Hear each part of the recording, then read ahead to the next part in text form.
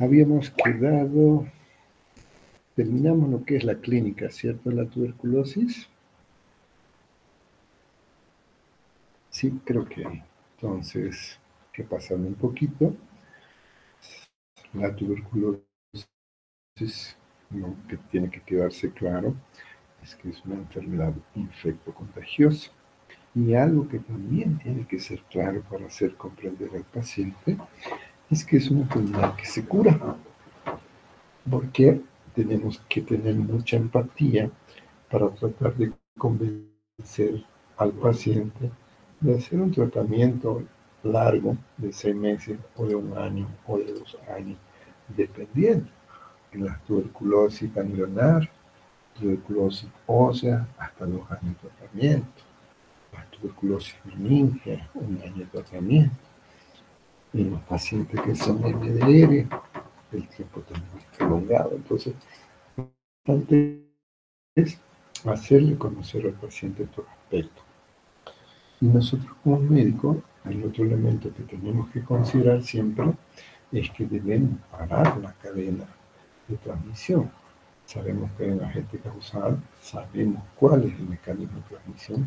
Habíamos dicho que es más común para la parte pulmonar, es por la vía aérea, las famosas gotitas de fluke, pero también puede ser por vía digestiva, como el caso del Helicobacter pylori bacterizada, o por inoculación directa, ¿no? Entonces, cuando estamos hablando de tuberculosis, realmente es una patología de larga evolución, lo habíamos visto en la clínica, siempre y cuando el agente, el huésped y el medio estén en condiciones de que tengamos un paciente inmunocompetente. En los casos de inmunodeprimidos, como un embarazo, una mujer que no esté bien alimentada, una persona que tenga comorbilidades crónicas, diabetes, hipertensión, insuficiencia renal, artritis reumatoidea, tratamientos antineoplásicos con corticoides. Ahí vamos a ver que estos pacientes, la evolución es mucho más rápida, ¿no? Desde el punto de vista de las manifestaciones, también habíamos recordado de que tenemos que ver cuando hacemos una pizarra esa línea con 4 segmentos, en el segmento del tiempo de incubación, hablamos de la pneumoinfección, especialmente en los niños, pero también puede darse en personas adultas que vienen de zonas donde no hay tuberculosis, alrededor del primer mundo, ¿no? Entonces, pero no es tan fácil sospecharlo a no ser que tengamos un contacto positivo, un COMBE. Y el otro elemento que tenemos que tomar en cuenta es que hay manifestaciones generales, astenia, adinamia, hiporexia, lo que lo lleva a pérdida de peso, sudoración nocturna, fiebre de predominio nocturno, son manifestaciones generales que pueden ser de cualquier causa de tuberculosis, no necesariamente con la tuberculosis pulmonar. Y a las manifestaciones pulmonares, lo más característico es la tos, ¿no? Una tos de larga evolución que luego se hace productiva.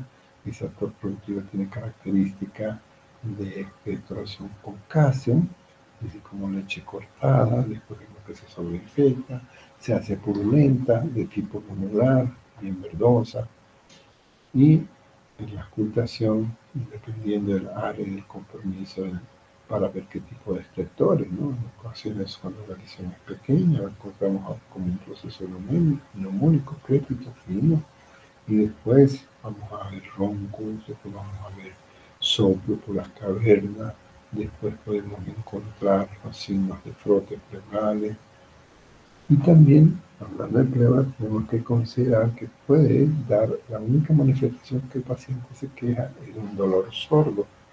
Es decir, cuando está afectando la pleura, todavía sin un componente pulmonar, tiene un dolor sordo, no intenso, pero continuo, a región dorsal.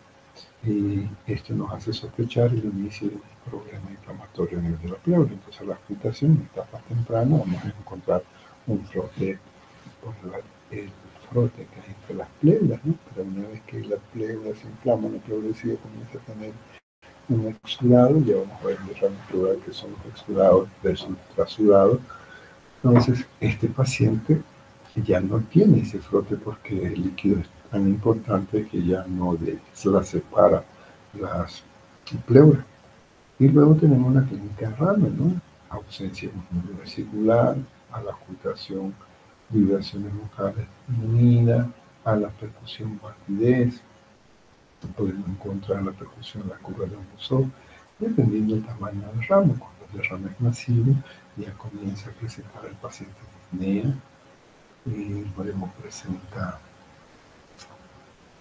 características, pues, una fuerza con dificultad para tolerar el cúbito, ¿no?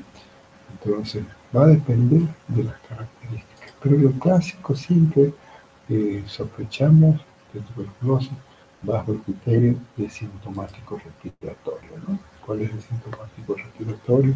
Aquel paciente que está tosiendo en un continuo más de 2 meses, algunos dicen hasta 3 meses, ¿no?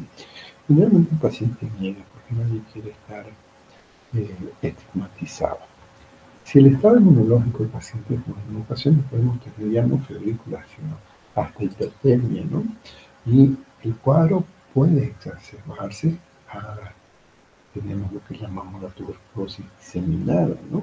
La tuberculosis diseminada significa que ya tenemos más de un órgano comprometido, ¿no?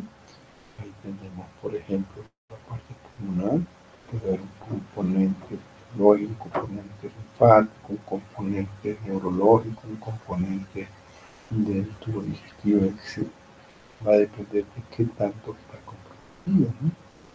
Y ahí vamos dependiendo de los órganos comprometidos, si es la parte neurológica, generalmente la cefalea, el trastorno de la conciencia, posteriormente rigidez de nuca, con maniobras de Pecken, Babinski, Dulcinki, Shaw, o las que ya hemos aprendido en semiología, ¿no?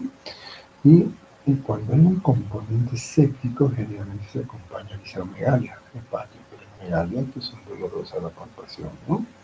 Entonces, y hay una manifestación más grave cuando es el distrés respiratorio largo. Entonces, cuando ya, por ejemplo, la tuberculosis miliar avanza muy rápido y los alveolos no pueden cumplir con su función, entonces el paciente entra en falta de insuficiencia respiratoria, que también lo podemos encasillar en el cuadro del síndrome de distrés respiratorio agudo, ¿no? Entonces, para poder entender la enfermedad requiere de una buena anamnesis cuando el paciente confía en él. Entonces, el diagnóstico lo vamos a hacer con la sospecha en la clínica.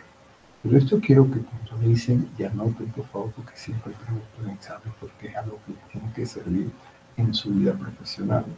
Y es el hecho de que para poder iniciar un tratamiento para la tuberculosis, este tratamiento tiene que ser aprobado por el comité. Entonces, para que el comité delegue el medicamento para el tratamiento, significa que tiene que tener evidencia de confirmación del diagnóstico, porque no se pudiera dar remedio por dar, el riesgo de los daños, de los efectos adversos, el riesgo de provocar resistencia. Imagínate que le das un tratamiento que hace una reacción adversa, el paciente fallece y después cómo vas a defenderte ante la demanda de un familiar que está inconforme. Ese doctor lo mató porque fue el que le dio la tableta. Entonces, requiere sí o sí de la confirmación de una prueba. Si no hay una prueba, por ejemplo, familiar, va a salir vaciloscopía negativa con una expectoración, siempre la Doctor, vaciloscopía disculpe la molestia que le interrumpa. Está saliendo medio mal su señal y se está familiar escuchando va a bajito. pedir un informe radiológico y el informe te va a sugerir, entonces eso te puede permitir o bien un derrame, si tenías un derrame pleural, una prueba de ADA, una prueba de INEPE. O sea, siempre necesitas tener un documento que corrobore como evidencia tu diagnóstico, ¿sí? Entonces, lo primero es la clínica. Pero el diagnóstico, también dijimos en la anterior oportunidad, que si pienso en tuberculosis, tengo que pensar en SIDA. Si pienso en SIDA, tengo que pensar en tuberculosis. Y siempre que diagnostico a un paciente con tuberculosis, debo buscar en su entorno. No esperar que el familiar, el entorno, venga ya enfermo. No tenemos que ir a buscarlo, pruebas de PPD, una radiografía. Mientras más temprano se va a evitar el daño, porque cuando veamos nuestros pacientes con tuberculosis, estos pacientes, la destrucción del parénquima pulmonar no se regenera, ¿no? Quedan esa fibrosis aguda, entonces el pulmón se cuelga. Por eso es inconveniente. Si bien al paciente ya no lo pudo hacer de manera temprana, porque el paciente viene cuando ya no tolera la vida, la tos o la fiebre, ahí ya tiene un proceso avanzado. Pero sí el familiar puede terminar de manera temprana, ¿sí? Entonces, me baso en la clínica. ¿Cuál es el principal elemento cuando tiene un paciente con tos que tengo que buscar? COMBE positivo. Es decir, que hay evidencia de que hemos tenido contacto con un paciente que nos puede haber contagiado. Los otros criterios que vamos a buscar es el sintomático respiratorio. Pero recuerden, no todos los pacientes con tuberculosis son sintomáticos respiratorios. Pregunto en exámenes, ¿cuáles son estos? Los que no tosen. ¿Cuáles pacientes con tuberculosis no tosen? Tuberculosis miliar. Ustedes van a notar que lo ven mal al paciente. ¿Tiene tos? No. No encontrás este historia. Pero el paciente Permiso, doctor. médico cianótico. Una pregunta. Cae de espalda porque lo claro, como lo visto en la práctica, ¿no? Pues no se escucha. Entonces, para confirmar esto, tenemos que ver. Lo primero que le pedimos al paciente de base de contenido en pulmonar, si hay expectoración, le voy a pedir una vaciloscopía seriada. Le puedo pedir en orina, si sospecho una tuberculosis. Una vez un estudiante me pone el doctor, no se pide vaciloscopía en orina. Por favor, bacilo, la bacteria, el bacilo, copia, mirar. ¿Dónde lo voy a buscar? Donde haya líquido. Puede ser orina, puede ser líquido cefalorraquídeo, puede ser líquido acítico o puede ser la expectoración. Entonces, no crean que la vaciloscopía solo es para la saliva, ¿sí? Entonces, cuando hacemos la vaciloscopía, ahí nos van a indicar una cruz, 2 cruces, 3 cruces. Y siempre que pidamos la vaciloscopía, también debe acompañarse de su cultivo de antibiograma para ver si el paciente es sensible o resistente. Y de preferencia, debemos tratar de tipificar el tipo de especie, ¿sí? Además de la sensibilidad. Y si tenemos líquido, vamos a hacer el test de adenomidasa, la famosa prueba de ADA. La vaciloscopía, no voy a hablar mucho de ello porque eso ya lo aprendieron en sus clases de bacteriología, ¿no? Entonces, normalmente le pedimos 3 muestras seriadas. Puede ser el mismo día o puede ser día intermedio. Pero mientras más temprano lo tengamos, más pronto vamos a iniciar el tratamiento, por lo tanto vamos a poder reponer o curar a nuestro paciente. Entonces, cuando basta que tenga una cruz, que significa de 1 a 10 bacilos ácido alcohol resistente por campo, suficiente evidencia para iniciar el tratamiento. Los cultivos, hoy tenemos la suerte que vivimos en el siglo XXI, que podemos tener los cultivos moleculares famosos con PCR, pero no siempre hay las condiciones de estar en la ciudad, entonces por lo menos vamos a hacer el cultivo estándar, que dura 12 semanas, ¿no? Entonces, eso cuando estamos hablando de esputo, y en ocasiones, por ejemplo, los pacientes con escrófula, es decir, los pacientes con tuberculosis ganglionar que se abren, ahí podemos tomar una muestra de tejido para hacer una biopsia, o dependiendo de donde estemos tocando, ¿no? Entonces, el clásico, el que hace la Cruz Roja, son el de Lowenstein-Jensen, por favor. 12 semanas tenemos que esperar, 3 meses antes de iniciar el tratamiento. Hay mucha evidencia, lo empiezo el tratamiento porque tiene toda la clínica, me voy a arriesgo, ¿ok? Y me va a servir igual en 3 meses, aunque tarde, pero ya le inicio el tratamiento para ver si es sensible o resistente. Otros métodos como el milro o el debate que estamos hablando, y el otro método que teníamos recientemente cuando empezaba en Bolivia es el tema del regime Hector. GeneXpert es un equipo que mide genéticamente la presencia del bacilo, como además su sensibilidad, pero solo mide a la ribapicina, no mide al INH, no mide a si es sensible o no al amutol o a los otros medicamentos, piracinamida que estás usando, o los de segunda línea, ¿no? Entonces ahí hay que tener precaución. Pero hoy, como siempre, buscamos que no sea resistente. Hay otra alternativa que se hace en Santa Cruz, pero no de manera formal, lo hace en la Universidad Católica Laboratorio, que trabaja con la Johns Hopkins, que desde hace varios años vienen estudiando la tuberculosis. Es lo que les indicaba en la clase anterior, a los que tengan interés de hacer una pasantía.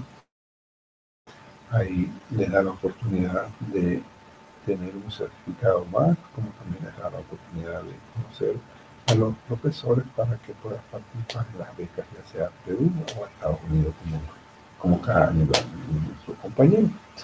Esta prueba de MODS es la que se llama, que en Perú, por ejemplo, es una prueba validada por el Ministerio, en Bolivia todavía. Entonces, con esta prueba de MODS vamos a tener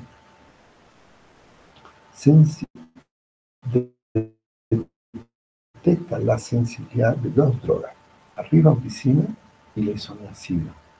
Pero el mismo bueno, la ventaja GeneXpert y de la prueba de MOL es que en 4 horas tienes el resultado, no tenés que esperar los 3 meses como el positivo estándar, ¿no? Entonces, esas son las ventajas de estas pruebas, ¿no? MODS, M-O-D-S, que significa observación directa microscópica y prueba de sensibilidad. Cuando estamos hablando de sensibilidad, tienen que traer a la mente, por favor, lo que es resistencia, que pueden ser monoresistentes, que pueden ser multiresistentes.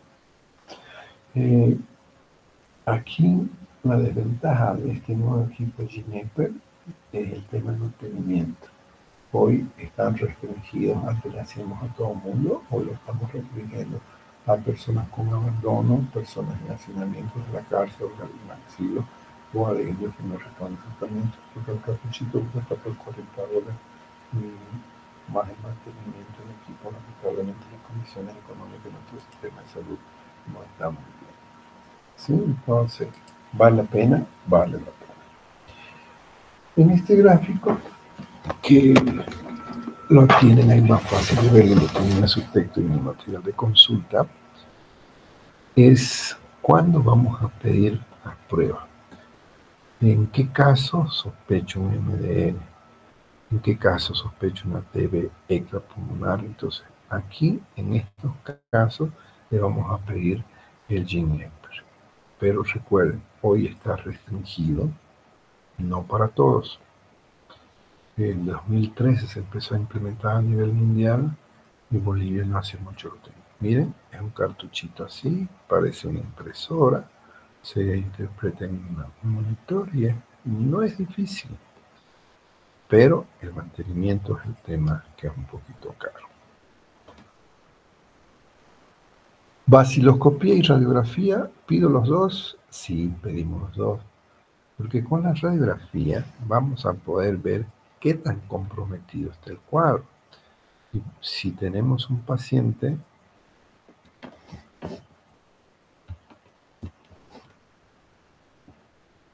con un avance, por eso es que dijimos que cuando vamos a lo de la radiografía tenemos que tener un negatoscopio y tenemos que tener una lupa.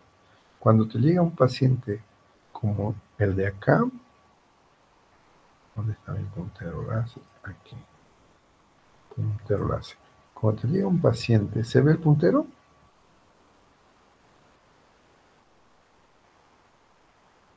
Me quedé solito, me hicieron clic, clic. Sí se ve, doctor. Wow, ¿se cortó la conexión? Creo que estoy hablando solo. ¿No? ¿Se ve gente en la sala? Doctor, Sí se ve, puede ver doctor, el el puntero. Hola, no escucho. Se ve, gracias. ¿Qué pasa con mi audífono? Ajustes.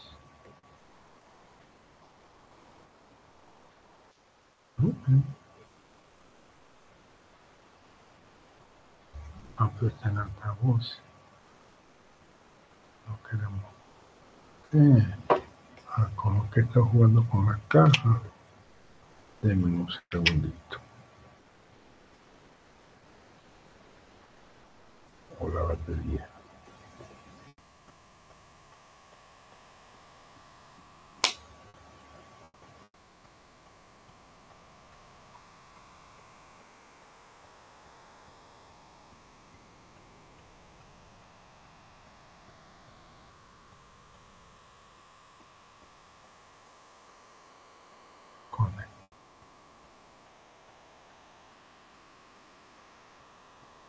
Teóricamente está conectado.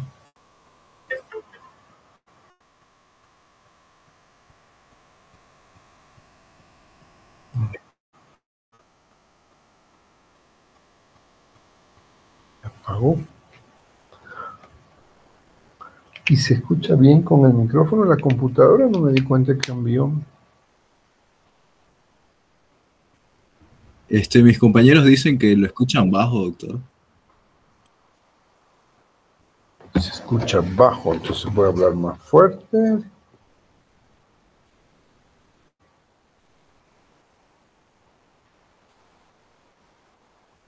Micrófono. Hola, hola, hola. ¿Ahora cómo se escucha? Ahora sí se escucha bien, doctor. Gracias. Por favor, me interrumpen si hay problemas con el sonido, ¿ya?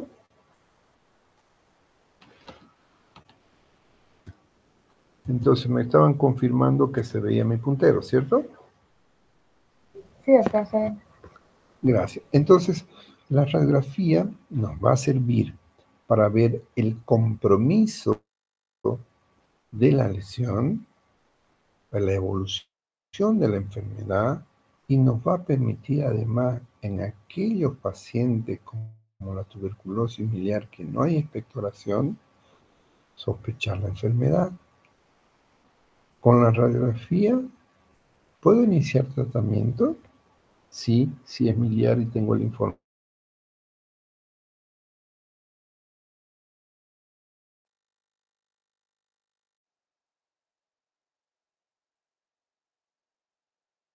Si yo le saco la clínica es sospechosa, yo le saco una radiografía a este paciente y me sale con estos patrones de infiltrado a nivel de ganglio, a nivel de los infiltrados a nivel parénquima o a nivel traqueal o pleural, entonces puedo decir que puedo iniciar el tratamiento.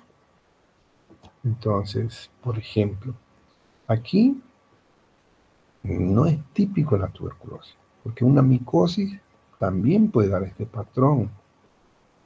Todas las enfermedades granulomatosas que produce destrucción. ¿Por qué sé que hay destrucción? Porque hay infiltrados de tipo intersticial, la tráquea me la está trayendo, hay zonas cavitarias, zonas sin parénquima, eso es caverna. Entonces, uno puede decir, parece tuberculosis. ¿Qué hago? Vaciloscopía. En este caso, puedo, porque cuando hay cavitaciones, significa que hay calcio, es decir, que puedo pedir una vaciloscopía. Sin embargo, deben tomar en cuenta que lo ideal cuando encontramos un paciente con tuberculosis, los que están comprometidos siempre son los vértices pulmonares. Siempre, pero no significa en todos, en la mayoría, mejor digamos. Aquí en esta radiografía, ¿es normal o anormal? Si observamos, comparamos siempre tuberculosis pulmonar, vamos a buscar arriba, los vértices. Aquí encontramos una lesión. Este vértice pulmonar es del mismo color el derecho que el izquierdo, no. Entonces, si yo agarro mi lupa, tenemos lupa aquí, a veces tiene, sí tiene.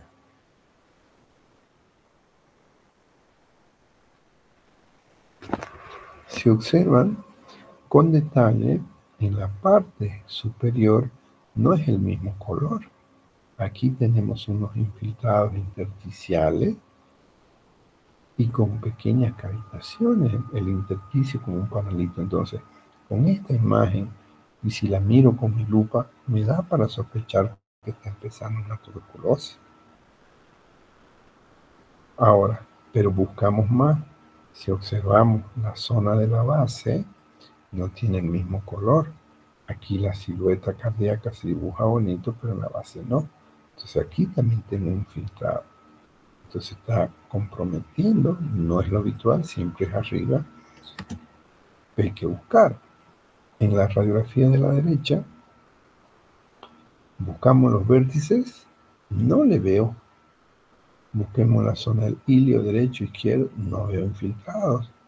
En el preilio derecho, preilio izquierdo, no veo infiltrados. En la parte media veo la cisuritis. Esto es un infiltrado intersticial, pero es de las pleuras que tienen líquido. Y si miramos en la base, desapareció en el lado derecho este ángulo costo diafragmático y el costo frénico. Junto al corazón, costo frénico, junto a costilla afuera, el costo diafragmático. Acá no hay este ángulo, está borrado por una imagen radiopaca y además que presenta una curva tipo curva de Damoso. Si dibujamos, pareciera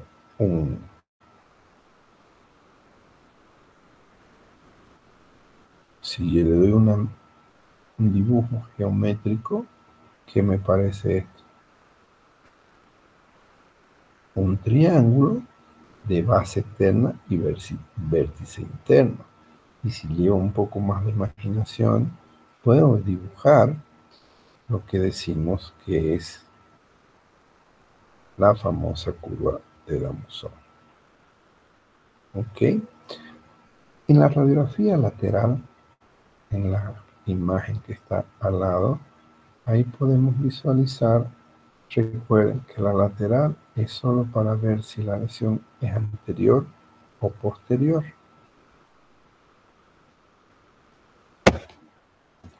¿Dónde está mi puntero?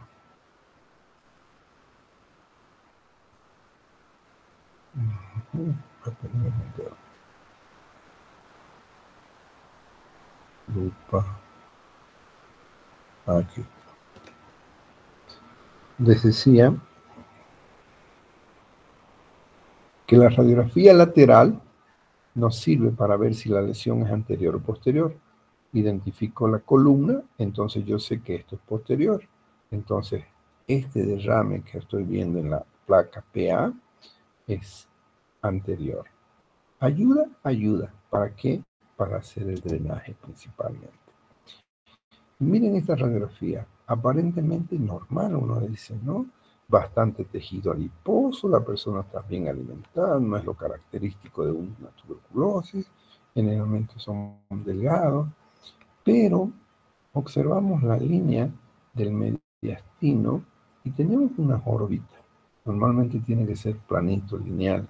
Entonces, cuando hay órbita significa que tenemos un ganglio. Los ganglios no se ven por el tejido blando, a no ser que, como en este caso, haya una calcificación. Entonces, aquí puede ser que la paciente esté reactivando su proceso. Miren, si lo busco el ganglio no se nota, pero si veo las líneas, sí sospecho que hay un ganglio por su zona. Aquí el infiltrado micronodular es más fuerte que la densidad ósea, entonces esto es una calcificación. Que ya sanó o no sanó, ¿qué dicen? Miren, la tráquea desviada, vamos a poner una lupa para que vean el vértice. Miren, se puede ver las paredes, aquí tenemos una caverna, el infiltrado intersticial, pero hasta ahí uno podría decir que se curó el paciente y eso es la secuela. Pero si miramos al otro lado, esto está activo. Miren, redonditos blanquitos, que significa infiltrado de tipo micronodular. Esto así empezó al otro lado, luego va haciendo la calcificación y de ahí se va haciendo caverna y sigue avanzando. Entonces este paciente tuvo un proceso y luego se está reactivando.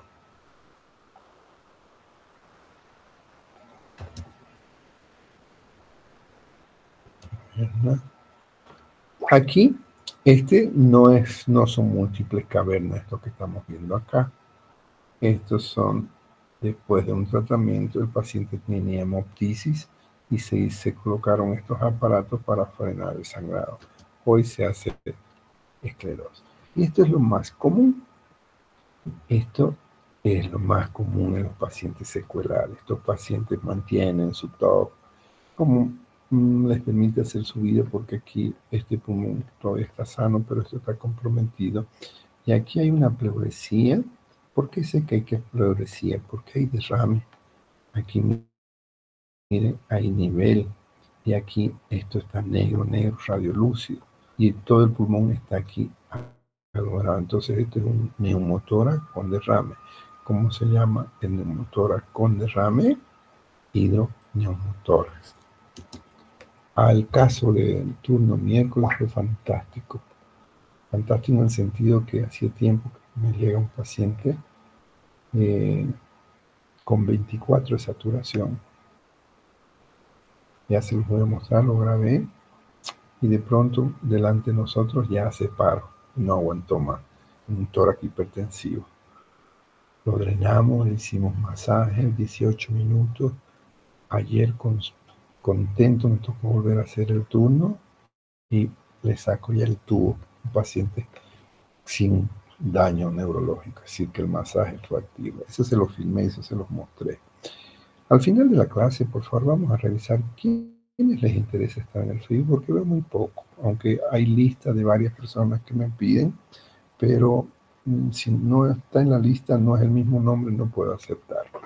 Este es el patrón, queridos amigos, de el paciente que tiene clínica de tuberculosis, pero que no tiene tos. Tiene fiebre, tiene sudoración, tiene pérdida de peso, tiene hiporexia, tiene disnea,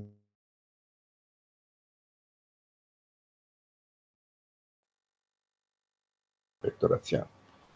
Pero le pides una radiografía y ahí sabes por qué el paciente está mal. Porque tiene múltiples infiltrados. Todos esos puntitos blancos que estamos viendo son infiltrados microanular bilateral.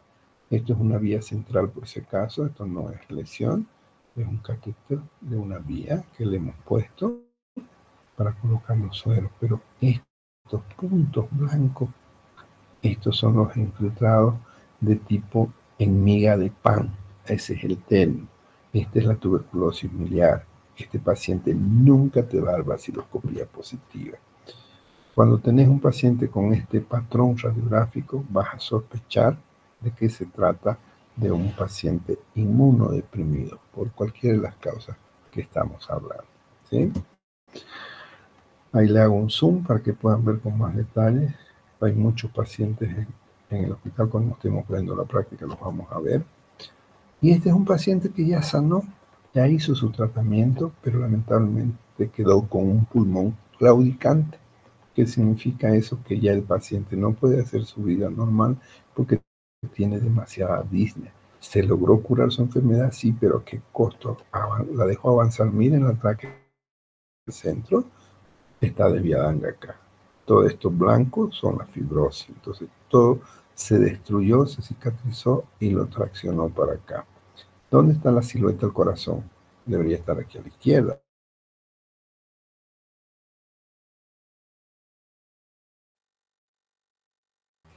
Es una cicatrización que ha traccionado tráquea, mediastina y corazón. Al otro lado, fíjense que lo más comprometido son los vértices, como dice el libro, porque es donde hay mayor cantidad de oxígeno y esta bacteria, este bacilo, le gusta más la zona oxigenada. Entonces, este paciente ya no tiene tuberculosis, pero ya no hay cómo sanarlo de su disnea. Estas son las secuelas de la tuberculosis. Fíjense hasta cuándo llegan los pacientes y recién van al médico, cuando ya el pulmón está bastante destruido. El pulmón izquierdo, miren, pulmón derecho bonito, sano, pero el pulmón izquierdo casi no hay en los usos. ¿Por qué? Porque este paciente recién estaba empezando su tuberculosis, pero cavitó y hizo una hemoptisis masiva que no había forma de pararse. Estaba muriendo el paciente por anemia. Entonces tuvo indicación quirúrgica y se hizo una lobectomía. Le sacó un pedazo del pulmón, un lóbulo de acá, para poder detener la hemorragia. Se detuvo la hemorragia, se hizo tratamiento y el paciente vivió. Con un tórax simétrico, sí, pero vivo. Ok. Entonces, otra forma de tratar de confirmar un diagnóstico es el uso del PPD. ¿Sí? La prueba proteína purificada, la prueba famosa Mantoux. Esto nos va a servir para ver la reacción que tiene el cuerpo, la cantidad de anticuerpos frente al contacto con el bacilo. Entonces, pero no siempre la prueba positiva significa que el paciente tiene la enfermedad, significa que ha tenido contacto. Pero si es un niño o es un paciente inmunodeprimido, sí nos ayuda. Y tomen en cuenta que podemos tener falsos positivos. Normalmente decimos la prueba positiva cuando tiene una ronchita, por decirte, una induración mayor a 5 milímetros. ¿Sí? En los pacientes tuberculosos, sí, cualquier tamaño o que va a servir. Entonces, ¿qué hacemos? Si nunca lo vieron, se coloca con una aguja de insulina, un intradérmico, se hace un pichancito y se lo va dibujando. Y de ahí se lo va midiendo con una regla para ver cómo está avanzando. 5 milímetros, 10 milímetros o 15 milímetros en un paciente inmunocompetente, ¿no? Donde hay una buena respuesta del organismo. Y hay otros métodos para tratar de confirmar, pero aún no están en el mercado disponibles, pero sí como médicos nosotros tenemos que entender las diferencias de pruebas que existen en el medio para tratar de confirmar. Aún no tenemos el nombre comercial del ELISpot o la prueba de QuantiFERON, que es estándar en detección especialmente en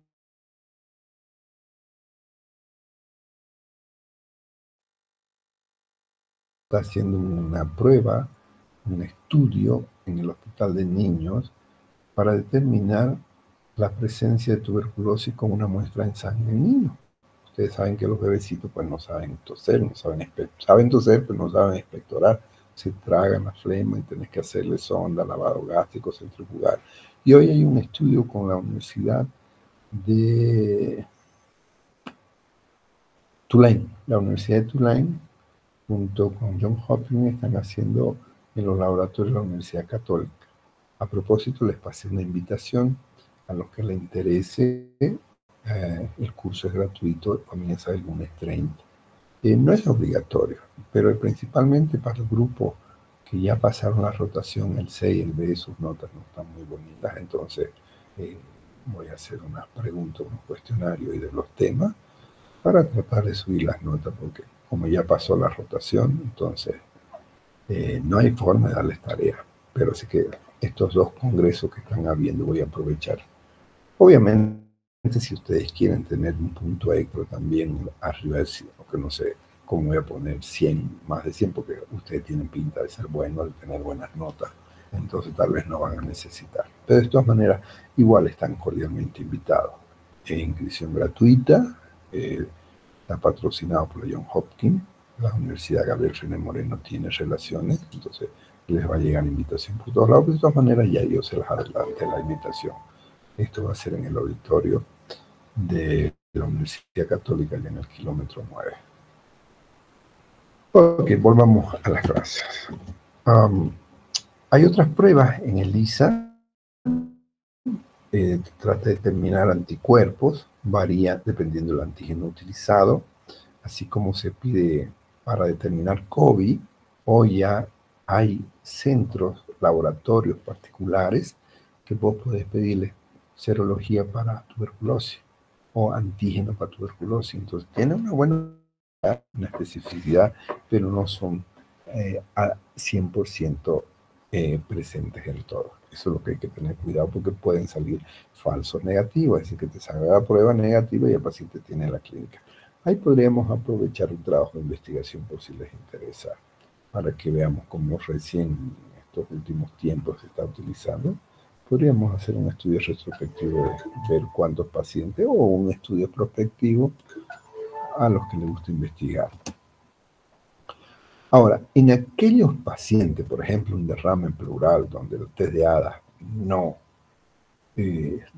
es específico, no nos da positividad, hacemos biopsia.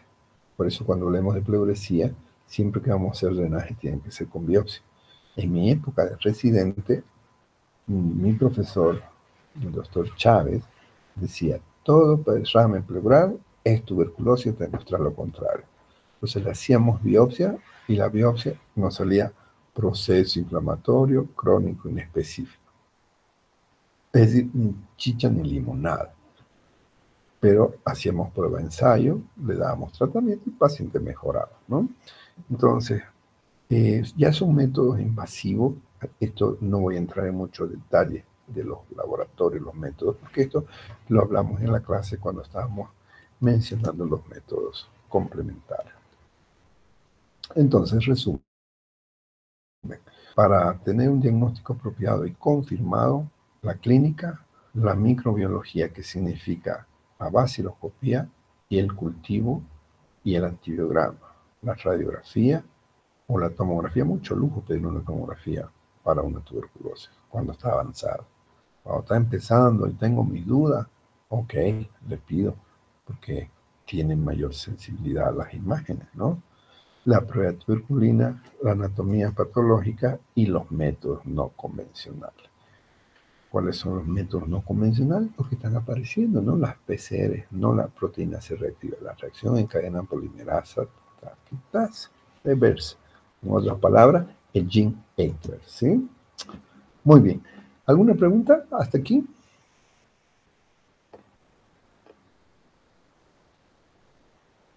No hay preguntas. Ok.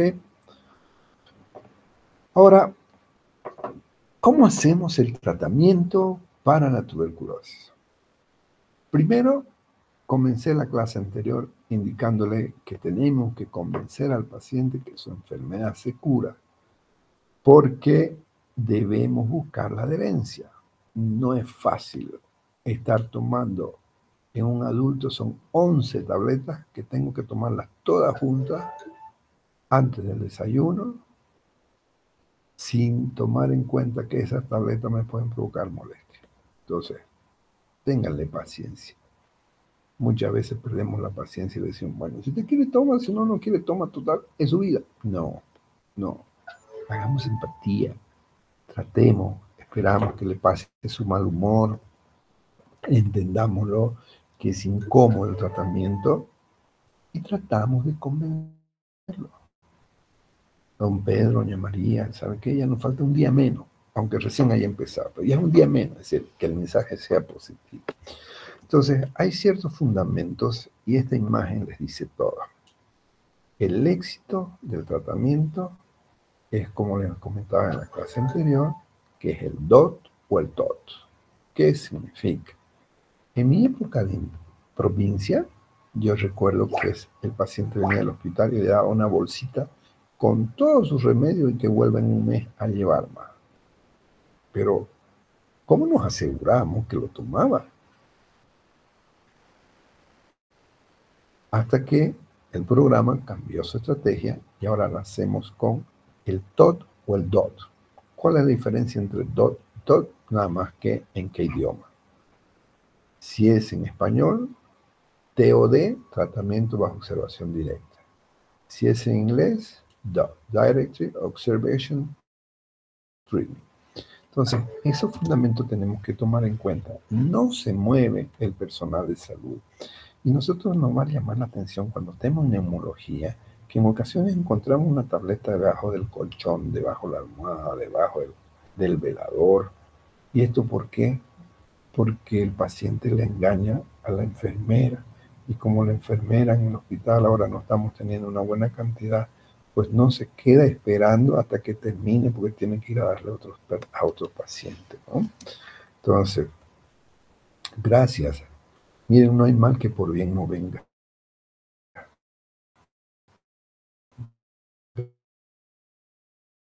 Gracias al SIDA,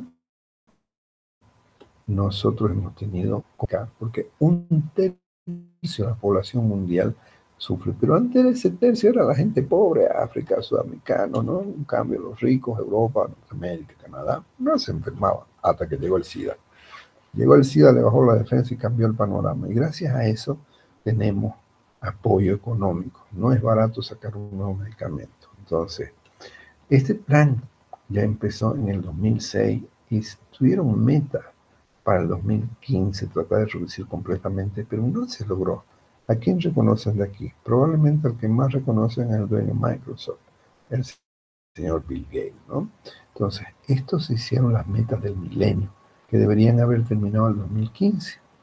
Al que quiere ganarse un puntito extra, me presenta la siguiente clase a mano. ¿Cómo está el avance de las metas del milenio al 2024? Fíjense que las metas eran cumplirse el 2015, pero no se han cumplido por X y factores. Entonces, si hacen una investigación en el PubMed, en biblioteca, no en Google, por favor. El único Google que tolero es el Google académico, porque si hago en el Google normal, a veces la información no es la correcta. A alguien se le ocurrió escribirlo y lo mete, lo publica. En cambio, si es Google académico, ahí ya son publicaciones especiales, ¿no? Y vamos a ver qué nos dicen en la conferencia del 30, del lunes, qué hablan sobre la meta del milenio. Ahí hay una tareita que me van a entregar, en cuál de las charlas lo tocan. Como esa es más complicadita, esa vale 2 puntos. En la tarea de agarrar Google académico o PubMed o Scopus, el lugar científico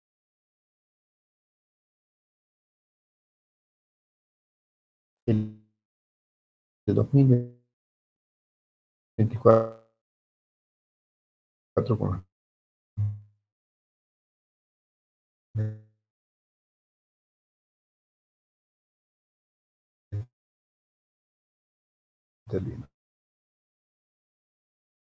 ¿Cuánto hemos avanzado?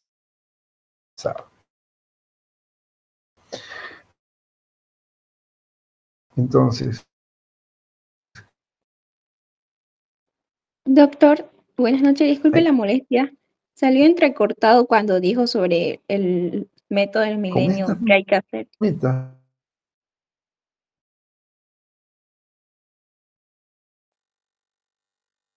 se va a controlar 14 millones de muertes, que tengamos nuevos medicamentos y que desarrollemos una vacuna. Pero fíjense que hasta ahora no tenemos una vacuna más que la que les decía ganar de penetrar a la biblioteca de medicina, que es la biblioteca de Estados Unidos gratuita, o podés hacer en Scopus, o podés buscar en Google académico, el Google Scholar.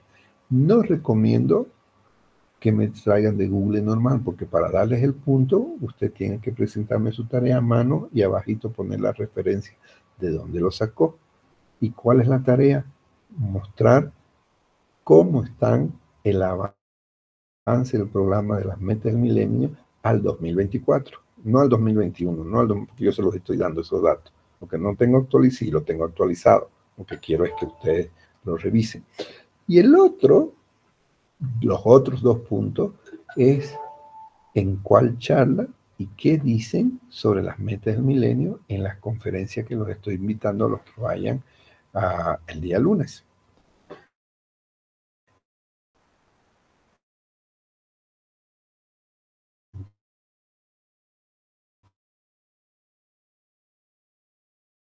Entonces, si se escuchó,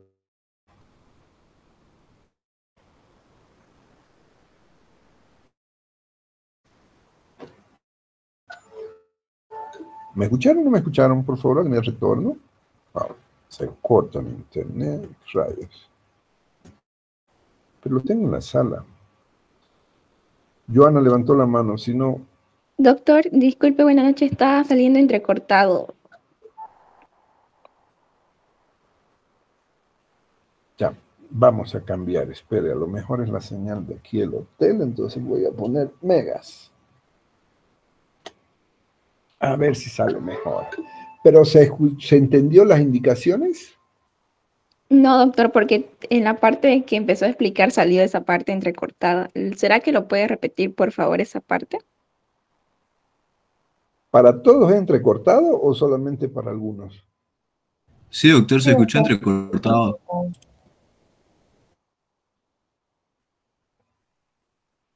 A ver, deme un ratito, voy a cambiar de Wi-Fi. Vamos a poner datos, megas.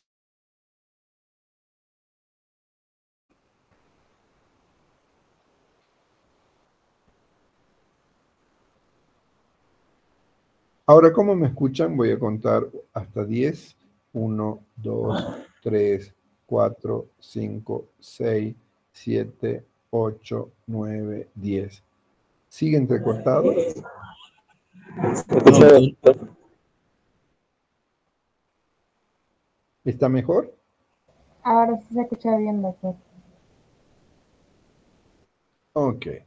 Bueno, continuemos.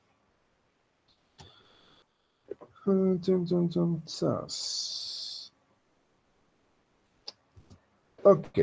Con estas metas y que se esperaba hasta el 2015, ya en 2012 se había visto que había 56 millones de personas tratadas desde el 95 y se salvaron 22 millones de vidas desde el 95 con una reducción de la mortalidad de un 45%. Es decir, que se iban logrando metas, pero no se habían llegado a lo que quisiéramos. Por eso es que les pido si quisieran estar actualizados en este aspecto. Para iniciar el tratamiento tenemos que plantearnos 3 preguntas. ¿Nunca tratado, antes tratado o crónico? El que nunca ha sido tratado, vamos a hacer tratamiento nuevo, ¿sí? El que ha sido tratado, tenemos que plantearnos si es recaída, es decir, que hizo su tratamiento, pero lo completó y otra vez se enfermó, o es un paciente que se sintió bien y lo dejó el tratamiento, o directamente no respondió nada. Entonces, el crónico es el paciente que ha hecho un tratamiento y otro retratamiento con control riguroso supervisado y sigue saliendo baciloscopía positiva. En otras palabras, es un MDR.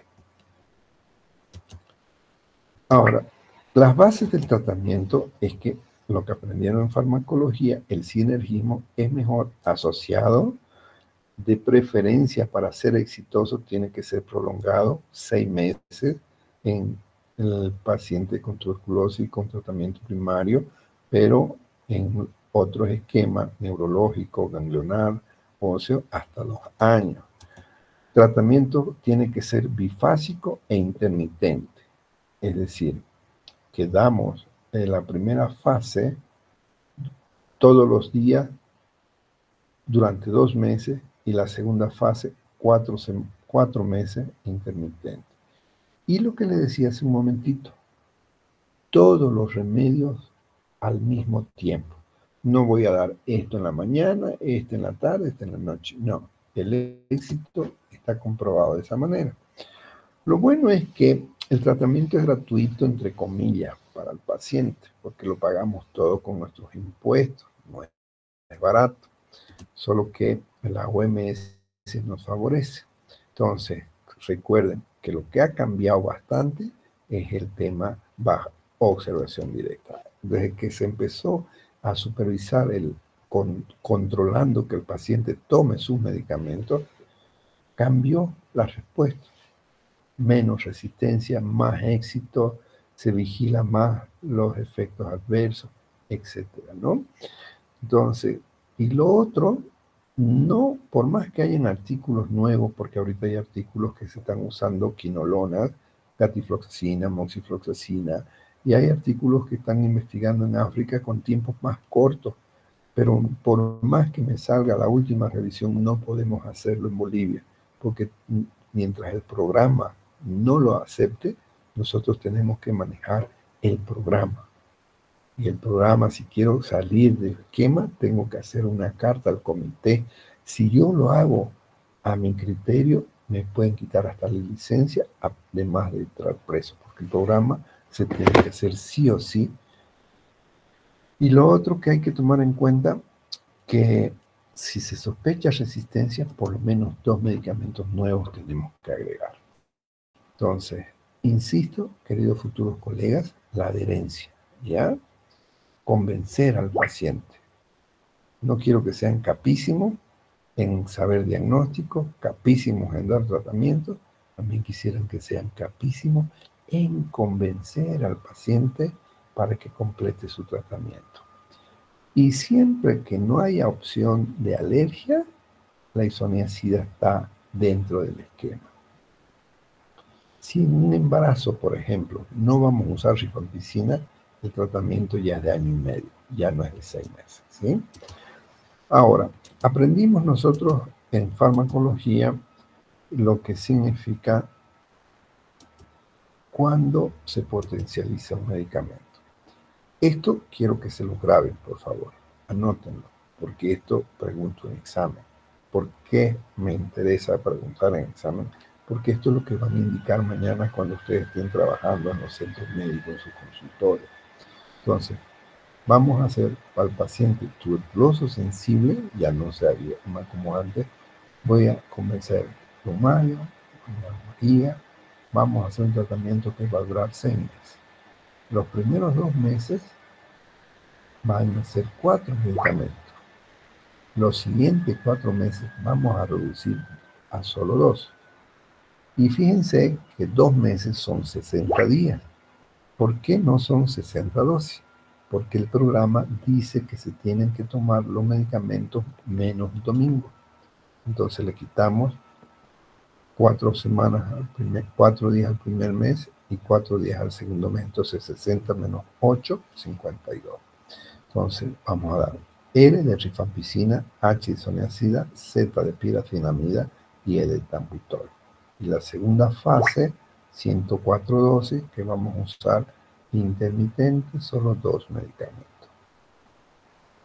Diario, durante 4 meses, 2 medicamentos, ¿sí? Entonces, paciente, caso nuevo, sea pulmonar o extrapulmonar, o pacientes que ya tuvieron tratamiento, pero las pruebas Gene-Aper nos da sensible que no hay resistencia a cualquier cultivo, podemos usarlo, ¿sí? Recuerden, diario, menos el domingo, una sola toma todo junto, y sí o sí, 2.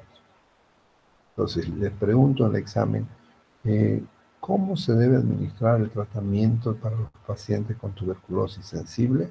Las respuestas me dirán, se van a usar en 2 fases, me describen y luego la forma administrada. Porque eso es lo que tienen que hacer como médico. En farmacología aprendimos que tenemos medicamentos de primera línea y de segunda línea. Por favor, no voy a dar los 5 medicamentos. Voy a escoger 4, los que me dice el programa. Por si acaso, para leer con más detalle la información del programa de tuberculosis, lo tienen en el Drive, ahí en esa carpeta donde dice libro, material de consulta, ahí está el programa nacional de tuberculosis para que lo puedan leer con más detalle. Obviamente solo le voy a hacer 2 preguntas de eso, pero siempre pregunto para ver si lo leyeron. Entonces, vamos a usar isoniazida, rifampicina, piracinamida y ethambutol. La streptomicina la voy a dejar en caso de que haya alergia a alguno de estos o resistencia y la agrego, ¿sí? Entonces, ¿cómo la vamos a usar? Vamos a usar en el adulto la isoniazida 5 miligramos por kilo. Pesa 60 el paciente, le voy a dar 300. Vienen comprimidos de 100 miligramos. Estos son unas tabletitas blancas, ustedes las van a reconocer. Pero también viene combinado en jarabito para los niños, que viene la rifampicina combinada con isoniazida, que es el Rifacit. No entro en detalle eso porque no usamos en medicina interna más adultos, pero ¿en qué caso uso jarabito? En los abuelitos que no pueden tragar por cualquier problema, entonces es más fácil darle en gota. Esto, su mecanismo de acción ya lo aprendimos en farmacología, que va a inhibir la síntesis del ácido glicólico. ¿Qué pasa si el paciente no lo tolera? Le provoca vómito, ¿ok? Tengo plan A, plan B, plan C. Pido permiso al programa. En vez de darlo diario, se lo voy a dar 2 veces por semana o 3 veces por semana. Pero cambia mi dosis, ya no 5 miligramos en adulto, voy a usar 15 miligramos. Y si es la dosis diaria, no pasar de 3 tabletas. Digamos, excepcionalmente tengo un paciente que pesa 80 kilos. ¿Cuánto es 80 por 5? 5 por 8, 40. Más 2 ceros son 8. Wow. ¿Cuánto? ¿Tengo que darle 400 miligramos? No, no le puedo dar 400 miligramos. No lo va a tolerar. Por más que necesite, solo le voy a dar 300. O 900 si voy a usar las dosis bisemanal o trisemanal. ¿De acuerdo? Ojo, efectos adversos. Neuropatía periférica, hepatitis. ¿Cómo sospechamos que un paciente está haciendo hepatitis? Por favor, no quiero que la sospeche cuando vea el paciente está canario, amarillo, dictérico. No, por favor, sospechen. Paciente que está con náuseas, ya pedirle su hepatograma, es decir, unas TGO, TGP o AST-ALT, su gamma-glutamiltoanferasa, entonces pedirle los valores. No esperes que ya el hígado lo tenga grande, hepatomegalia, que distenda la cápsula de gliso y le provoque dolor. No, ya estás en etapa más avanzada. Basta que tenga náusea, que no quiera comer, por favor, un hepatograma. No le des remedio, tenés todo el día, te llegan los laboratorios. Si no te diste cuenta, le fuiste dando, después viene con la hepatalgia, la hepatomegalia, después está histérico, y es posible que tu paciente mañana necesite un certificado de función. Porque lamentablemente las hepatitis medicamentosas muchas veces son fatales, ¿no? Si hacen su estadística, asusta, preocupa, por eso es que les insisto que no esperemos cuando estén mal, ¿sí? Puede tener exantema, si está haciendo roncha, pucha, está haciendo una dermatitis alérgica, está haciendo un rafa, se lo quito, momentito. Puede ser que solo sea un exantema y que no sea alergia. Ese exantema lo controlo con un antihistamínico. ¿Y cómo me doy cuenta que es un exantema y no es alergia? Fácil, le pido un hemograma y veo cómo están sus eosinófilos, si el paciente tiene todo su sistema funcionando. Puede tener efectos leves, sistema nervioso central, un poquito de cefalea, un poquito de malestar. Pero ojo, fíjense, si me olvidé de que no debo dar más de 300 y le calculé y le di 400, la sobredosis puede ser mortal. Hay que buscar su antídoto y ayuda mucho los antiácidos con aluminio. ¿Por qué los recomendamos la isoniazida? Porque puede ser bactericida, tanto intra y extracelulares, cosa que no cumplen los otros medicamentos. Y por favor recuerden, cuando vamos a usar INH, tengo que darle complejo B, tengo que darle piridoxina 6, 10 miligramos para evitar estos efectos neuropáticos. ¿Cómo se lo voy a dar? 50 a 100 miligramos al día como tratamiento, ¿sí? Luego la rifampicina, ya aprendimos que viene en comprimidos de 300 miligramos y también viene mezclado con la isoniazida. Su dosis, 10 miligramos por kilo. No dar más de 2 tabletas, porque viene de 300. No más de 2 tabletas, sea bisemanal, trisemanal o diario, no puedo pasar porque sus efectos, otra vez, tengo que sospechar hepatitis.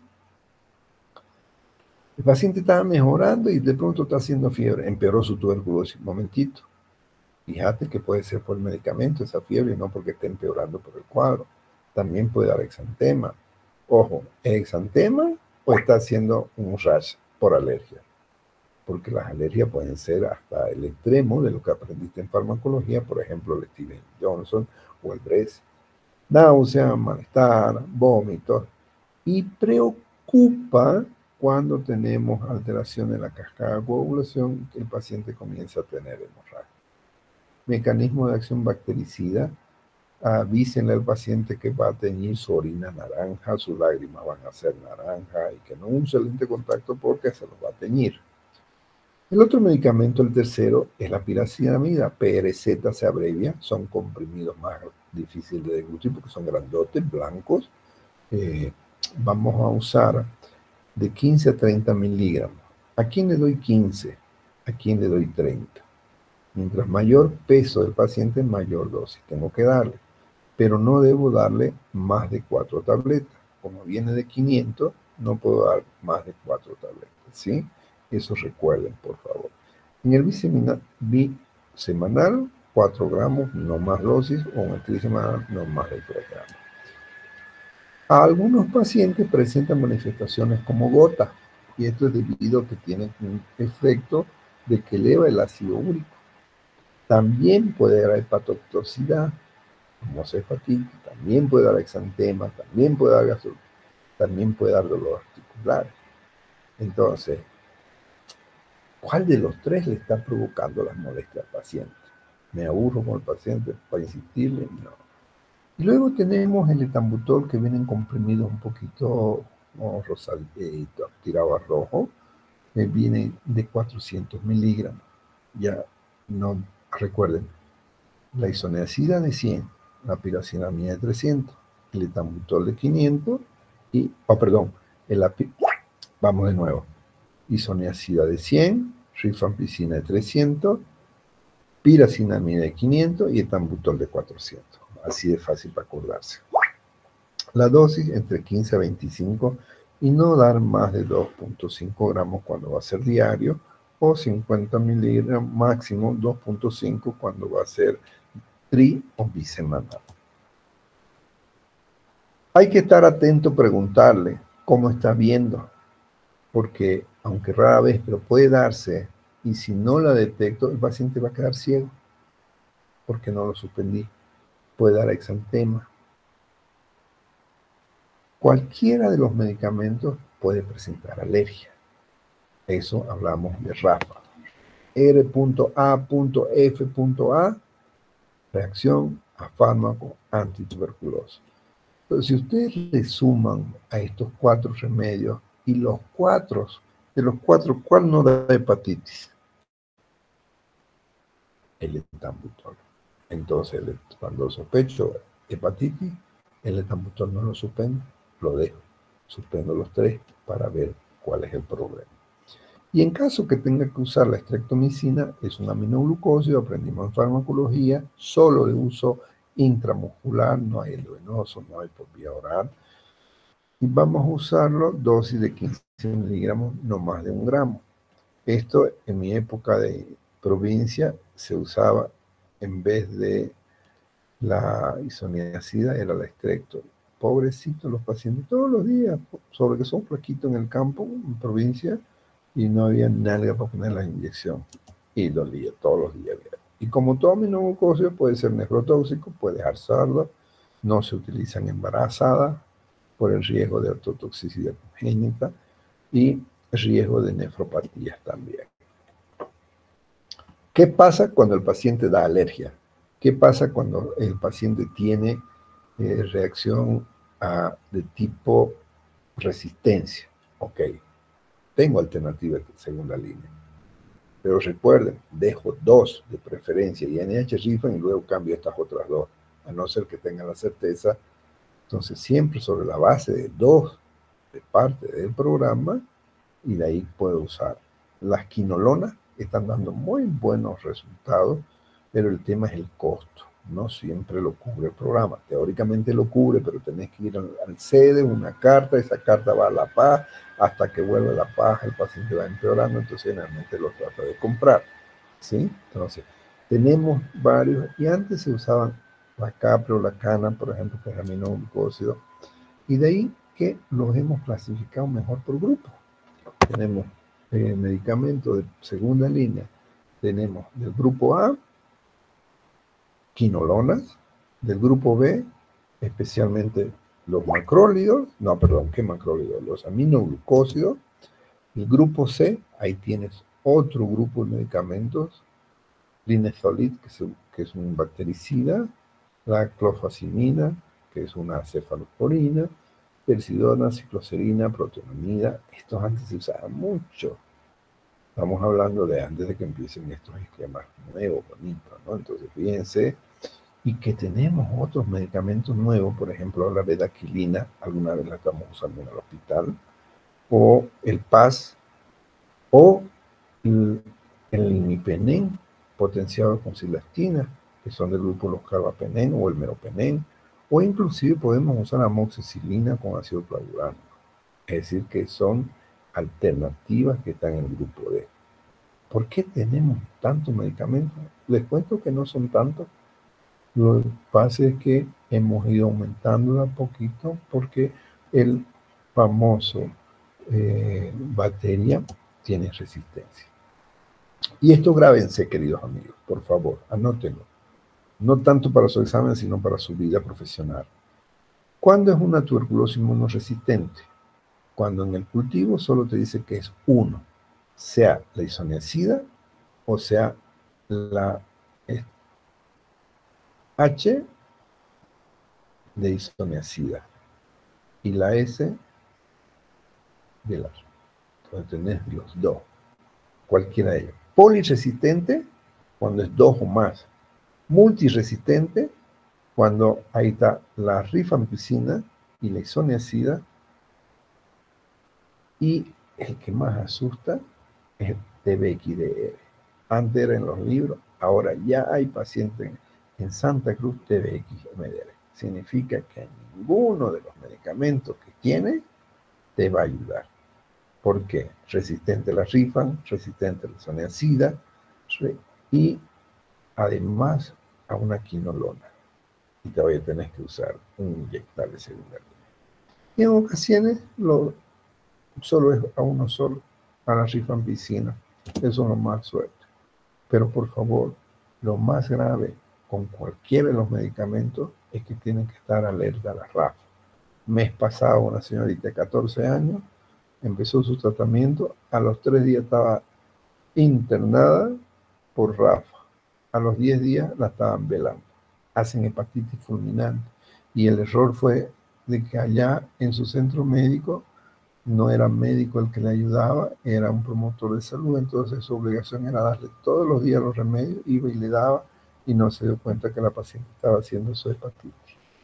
¿Cómo damos la quinolona? Vamos con la levofloxacina. Vienen comprimidos de 500 miligramos, pero también vienen ampollas. Normalmente para tuberculosis vamos a usar de 500 a 1 miligramo. Problemas gastrointestinales, fotosensibilidad, evitar estar al sol, cefalea, y hay potencialización con medicamentos, cafeína, etc. Moxifloxacina, su primo hermano, un poquito más caro, viene en dosis. Tenemos comprimido de 400 miligramos que le vamos a dar. La gatifloxacina, molécula más cara, viene de 200 y 400, igual que la anterior, 400 por día. La micacina, aminoglucósido, esta la puedo usar endovenoso o intramuscular, pero tiene los mismos efectos adversos que cualquier aminoglucósido. La capromicina rara vez la usamos, pero tenemos que aprender que la podemos usar en caso que la necesitemos. Y para terminar, ¿qué hacemos con las embarazadas? Las embarazadas tienen riesgo, recuerden, para el bebé. Entonces, INH Rifan diario, más etambutol, le quitamos la piracidamina. Si se muestra que es sensible a la isoniazida de la Rifan, le suspenden el etambutol. Pero no voy a esperar con esas dosis altas y el tiempo, cuando no es con los 4 medicamentos, no le voy a dar por 6 meses, le voy a dar por 9 meses, ¿sí? Aunque la isoniazida y la Rifan atraviesa la barrera, no se ha demostrado que sean teratogénicos, como la streptomicina o como los otros medicamentos que no estamos usando. Yo médico voy a trabajar a un centro donde hay muchos pacientes con tuberculosis, o yo paciente estoy en contacto con personas con tuberculosis, puedo usar profilaxis, puede usar, pero por favor tomen en cuenta que los efectos de toxicidad también van a estar alerta. Entonces, el tratamiento vamos a usar 9 meses si voy a dar solo isoniazida, o 2 meses rifampicina y piracinamida, o 4 meses de rifan si voy a usar uno solo. Es decir, imagínate, vas a dar 4 meses con un medicamento que es riesgo de tu hígado. Pero la mejor manera de protegerse es con un barbijo N95.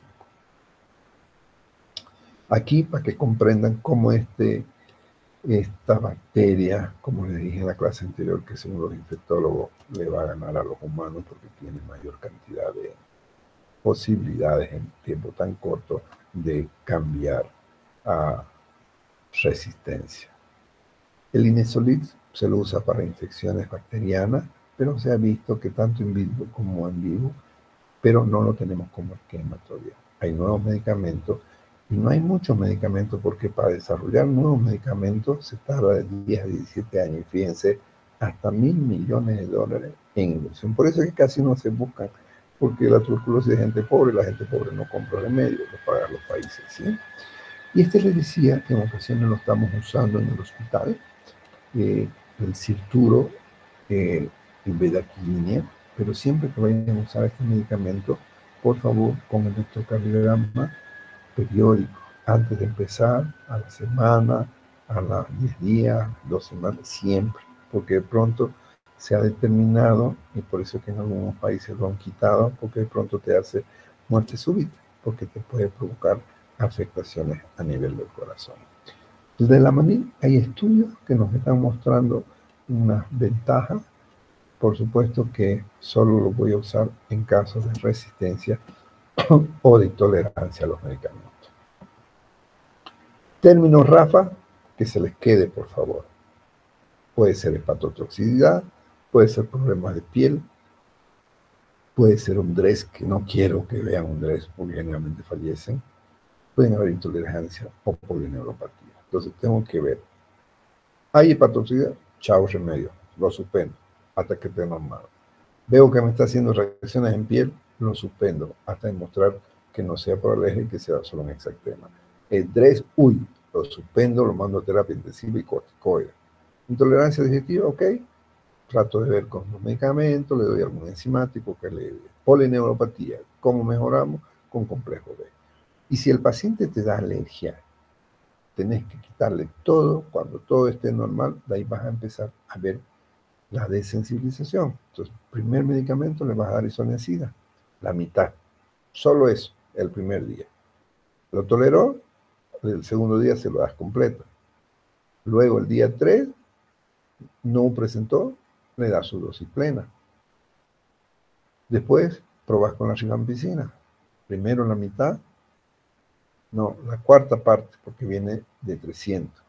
Le damos 75, después 150. Piracinamida viene de 500, la mitad, después entera. Etambutol viene de 400, la cuarta parte. El segundo día, aumento. Estreptomicina viene de 1000, le doy 100 miligramos, luego le doy 500 y después su dosis total. Entonces, el esquema para la desensibilización es este que van a usar y esto es lo que les voy a preguntar en el examen. Para completar, aquí tienen sus efectos adversos, un repaso de lo que es la farmacología, lo tienen en su material. Y el DRES famoso, que es abreviación de drug, medicamentos, RAS, la lesión cutánea, con hemograma, eosinofilia y manifestaciones sistémicas. Ya en el 1996 hay 51 artículos que se publicaron como referencia sobre esta enfermedad. Fiebre, exantema, ganglio, problemas en sangre, hepatovisceromegalia, principalmente el hígado, puede comprometer riñones, pulmones y la mortalidad de 8 al 10%. Ok, vamos a quedar aquí. Ya en el trabajito que vamos a hacer, vamos a ver cómo fue las metas del 2005, cómo fue el 2015, cómo fue el 2024 y cómo estamos ahora. Pero el éxito del tratamiento, queridos amigos, desde que se instauró el DOTS o el TAE, ahí cambió la respuesta y fue mucho más exitoso. Ok, tienen la palabra. Si alguien quiere decir algo, alguna pregunta que tengan, alguna duda. Y recuerden cuándo es el Día Mundial de la Tuberculosis, ¿no? Siempre que se pueda hacer alguna actividad cuando sean médicos, traten de que el 24 de marzo, perdón, se festeje con alguna feria para concientizar a la población. Veamos, me levantó la mano. Dame un segundito para ver la pantalla. Como dice Toshos.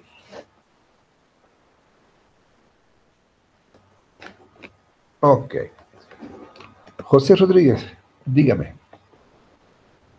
Disculpe, doctor, ¿para cuándo es esos 2 trabajos que nos dio? Ok. Hoy es jueves. Siguiente jueves me lo presenta. El de 1 punto.